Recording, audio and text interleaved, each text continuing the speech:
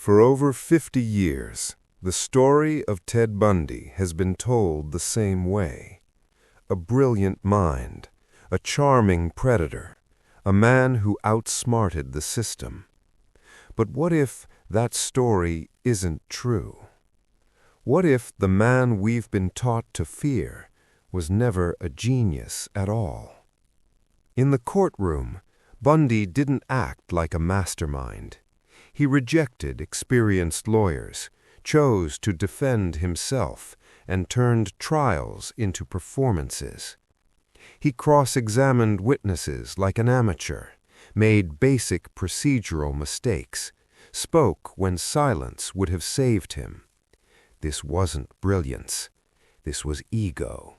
Reckless, grand, self-destructive ego. A man who practically guaranteed his own conviction. Even his so-called legendary escapes, they weren't master plans, no genius strategy, no cinematic precision. The first time, he found an open window and climbed out. The second, he squeezed through a gap in the ceiling of his cell. That's it. No mastermind, just opportunity and failure around him. The truth is harder to accept. Bundy didn't outsmart the system. The system failed. The jails were understaffed, security was weak, oversight was almost non-existent. In one escape, he literally dropped into the jailer's apartment, which was empty.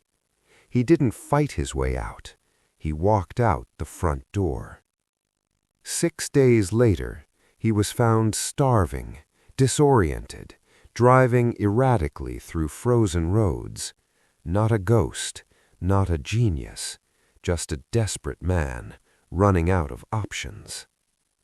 But where Bundy was methodical was in something far more disturbing: his victims. Criminologists found patterns: young women, slender, dark hair parted down the middle. This wasn't random. It was calculated. And to reach them, he didn't use fear. He used kindness. A fake cast, an arm in the sling, books dropped on the ground. A man who looked like he needed help. And people helped him because he looked normal, polite, clean-cut, safe. Every survivor said the same thing: he didn't seem dangerous. That's the truth we struggle to accept. Danger doesn't always look dangerous. In 1974, police had his name. Twice, people called in tips.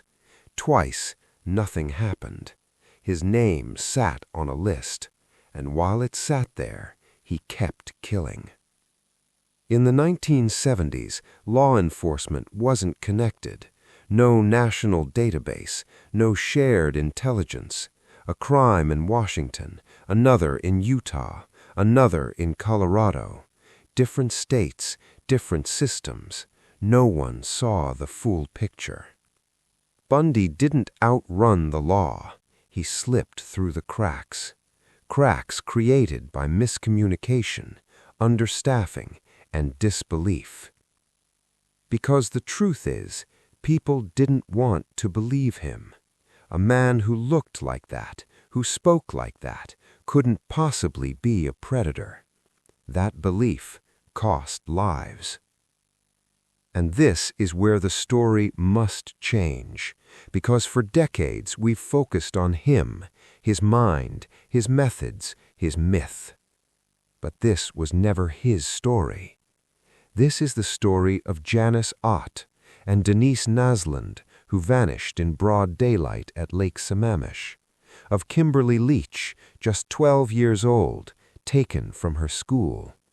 Real people, real lives, reduced to footnotes in the biography of a killer.